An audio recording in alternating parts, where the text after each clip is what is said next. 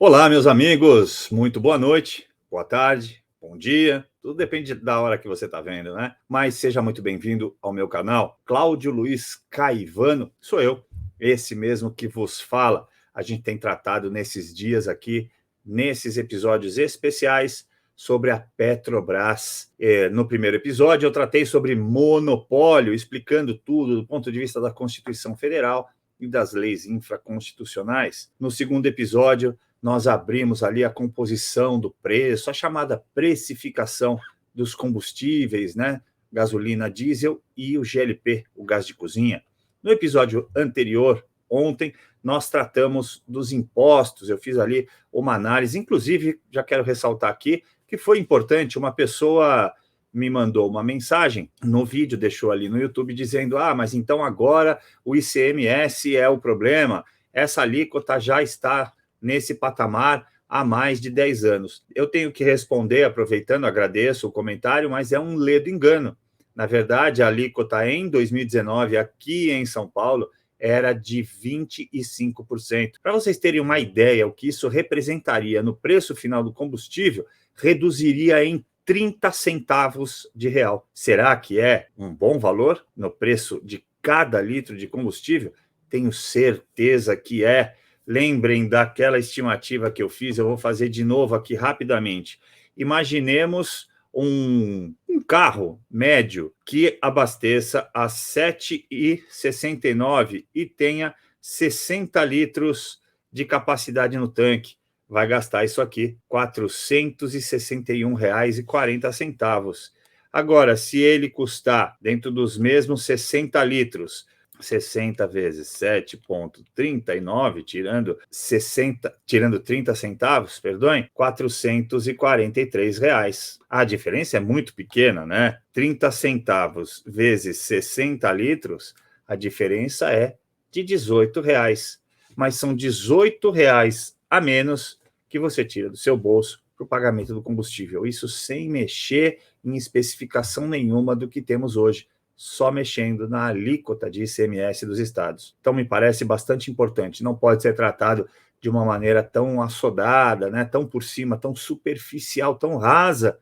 Não é verdade? A questão é muito importante. O ICMS compõe uma boa parte, já foi um terço, já foi mais que um terço, à medida que, obviamente, o preço aumenta, esse percentual diminui. Mas representa 30%, está representando praticamente um terço do preço do combustível. E isso é muito, isso tem que ser mudado para ontem. Bom, hoje o meu intuito continua sendo, tratar sobre a autossuficiência. Eu dei uma pincelada e hoje eu vou trazer alguns dados, alguns números. Talvez hoje seja mais rápido, mais fácil, mais simples, mas vocês vão entender, tenho certeza. A capacidade brasileira hoje está da ordem de 3 milhões. Lembram que eu disse, eu dei a informação, minha informação estava defasada. Eu falei em 2 milhões e 800 mil barris dia. Não, nós já passamos de 3 milhões de barris dia, e isso está atingindo algo em torno de 3 milhões e 100 mil barris dia agora em 2022. A expectativa, para vocês terem uma ideia nisso, é de em 2022 a Petrobras crescer 10% na extração de combustível, na extração de petróleo, ou seja, 10% em cima de 3 milhões de barris dia, nós passaremos a 3 milhões e 300 mil barris de petróleo dia, o famoso BPD, que é a forma como eles contabilizam isso. Vamos fazer uma conta rápida aqui, gente? Não precisa nem de calculador. 3 milhões de barris dia. 3 milhões, o de hoje, a produção de hoje, vezes 100 dólares. Sabe quanto isso representa? 300 milhões de dólares por dia, a cada 3 dias. Pouco mais de 3 dias, mas para arredondar, 1 bilhão de dólares de reservas brasileiras. Isso é extremamente importante. Esse número é extremamente importante termos na cabeça. A produção não para. Ela funciona dia e noite. Então, imaginem que dentro de um mês, o Brasil é capaz de produzir em riqueza 300 milhões vezes 30 dias. Nós estamos falando aí algo em torno de 10 bilhões de dólares. É muito dinheiro, né, gente? Só de extração de petróleo, tá? Então, para vocês verem como esse número é muito representativo. O Brasil, hoje, é um dos 10 maiores produtores de petróleo no mundo, tá? Isso não é qualquer coisa. Esse hall de países tem como países aí o primeiro lugar, Estados Unidos, com 16 milhões, mais de 16 milhões de barris por dia. E aí os outros que complementam a lista são Rússia, China, Arábia Saudita. Isso é muito importante. A gente pode passar em breve de importador para exportador de petróleo. Aliás, como eu disse ontem na precificação, expliquei, né, anteontem, perdoe, a gente exporta o petróleo para importar o combustível refinado, a gente tem que resolver essa questão. E aí eu trouxe os dados, trouxe os números para vocês entenderem qual que é a diferença, né, entre a nossa autossuficiência total. A gente é autossuficiente na extração de petróleo. O Brasil não precisaria comprar petróleo para refinar aqui, para poder complementar sua demanda. A gente já supriu isso. Agora, a gente refina 94% do que a gente necessita. Vejam só, a gente está falando de apenas 6% de diferença da nossa demanda. Esse preço paritário internacional, ele realmente, me parece, precisa dar uma mudada, precisa ser revisto, porque não justifica, a título de investimento, nós precisarmos do preço de paridade internacional por conta de 6% de refino que nós não possuímos. Ao menos em tese, me parece pouco razoável. Vejam outro dado que eu trouxe para vocês. 70% desses 3 milhões de barris de petróleo por dia é extraído somente no pré-sal. E só o Brasil detém hoje essa tecnologia de extração de petróleo de águas profundas. Isso serve-nos de motivo de orgulho. Nós precisamos deixar de lado, deixar para trás aquela ideia de cachorro vira-lata. Nós não somos mais cachorro vira-lata no mundo. A gente está sentado à mesa. Esse 6% é que a gente importa, essa diferença, como eu disse, é o que a gente importa de combustível. Então, a gente exporta o excedente de petróleo para receber um pouco de combustível, e isso tem um valor que onera, sim, essa carga produtiva, porque, como eu disse, a gente manda o navio para lá, espera, ou então já recebe pronto de lá, faz aquela troca e volta. Com isso, obviamente, encarece. Imagina se a gente refinasse aqui, ele saísse pronto. Ia ser muito bom. E por que a gente não faz?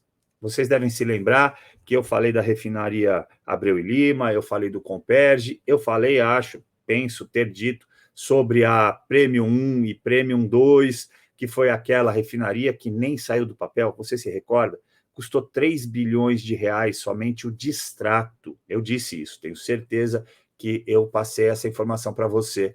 Essa refinaria, ela sequer começou a ser construída, ela era um projeto, havia todo o projeto, foi assinado um contrato e posteriormente foi distratado, ou seja, foi cancelado esse contrato e a gente teve que pagar uma multa para os contratados, da ordem de 3 bilhões de reais. Mas isso é dinheiro de pinga perto do que eu vou falar para você. O Comperj, que como eu disse a você também na última informação, ele não refina nada de combustível, ele vai apenas refinar óleos lubrificantes. Ela foi toda transformada, foi terminada para poder trabalhar com óleos lubrificantes.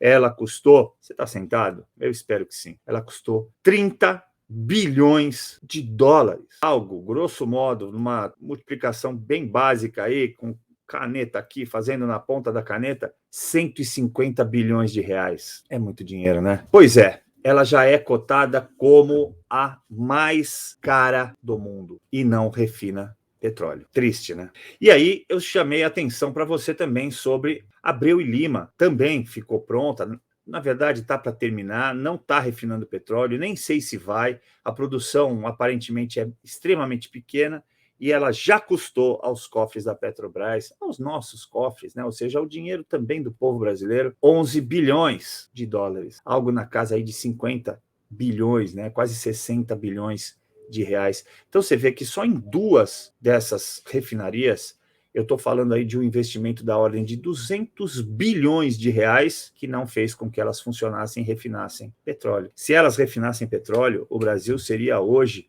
autossuficiente, não só na extração de petróleo, que é verdade que se diga, mas também no refino de combustível.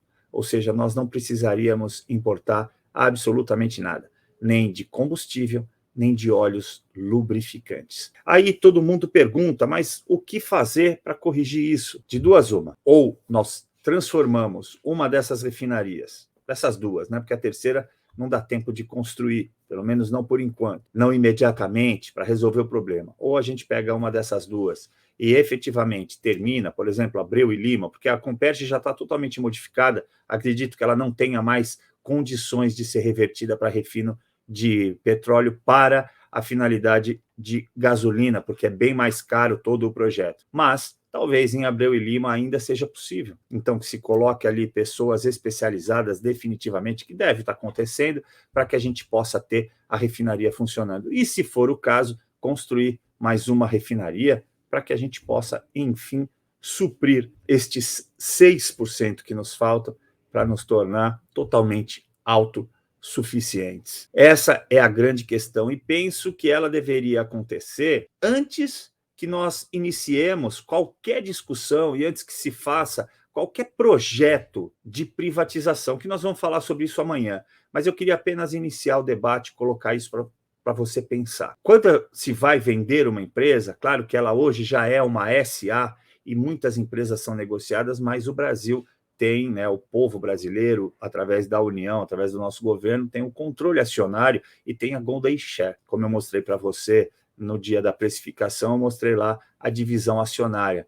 Então, essa divisão acionária, você pode voltar e ver todos esses vídeos a hora que você quiser, ela demonstra que o Brasil tem 50,3% de todas as ações da Petrobras. Então, nós continuamos sendo os protagonistas, né? Temos a opção de voto, nós temos poder de decisão. Agora, hoje foi aprovada pelo TCU a privatização da Eletrobras. E embora o Brasil vá ficar aí em torno de 40% das suas ações, penso ser muito importante que o Brasil tenha um poder de voto muito grande, como o tal do Golden Share, né? Ou seja, você está sentado à mesa e você define os rumos de investimento, os rumos estratégicos da companhia. Talvez o mesmo modo, se der certo, pode ser experimentado e pode vir a ser tentado em outras companhias, e não estou nem só me referindo à própria Petrobras, mas são empresas estratégicas. Energia, seja ela fruto da água, que é uma energia limpa, né, no caso de hidrelétricas, seja as termoelétricas, que também fazem parte da Eletrobras, seja o petróleo, que é o caso da Petrobras, isso precisa ser muito bem estudado. E antes que se faça qualquer tipo de estudo nesse sentido, no caso da Petrobras, é preciso que se avalie esses números. Nós temos hoje, como eu disse, como eu mostrei para vocês, 94% de autossuficiência. Só faltam 6%. Qual a dificuldade? Se nós já atingimos 94%, qual a dificuldade de, enfim, atingirmos, os 100%? Suprirmos a demanda desses 6%, apenas 6%. A gente não tinha isso. Hoje temos 94%. Não te parece lógico que a gente deva pensar dessa maneira, ao menos por enquanto? Então, é importante tudo isso que foi feito, debruçar-se sobre a precificação, a questão da soberania nacional, na questão do primeiro, né, do primeiro episódio, do monopólio, tudo isso é muito importante, abrir a questão de impostos para que todo mundo possa entender, para que sim, a gente faça uma discussão, como eu vou propor amanhã, a gente tenha uma discussão mais saudável, mais urbana e principalmente mais madura, né, sabendo exatamente como funciona uma das maiores companhias petrolíferas do mundo. Tá? O Brasil está sentado à mesa dos grandes. E aí talvez seja melhor que a gente continue assim. Então espero que você tenha gostado, deixa seu like, deixa seu comentário. Se você não tiver gostado de alguma coisa ou tiver alguma pergunta, também pode deixar lá, que eu vou tentar responder. Sempre passo lá, dando likezinho, dando meu coraçãozinho para todos os comentários. Muito obrigado, boa noite, boa tarde, bom dia, até a próxima.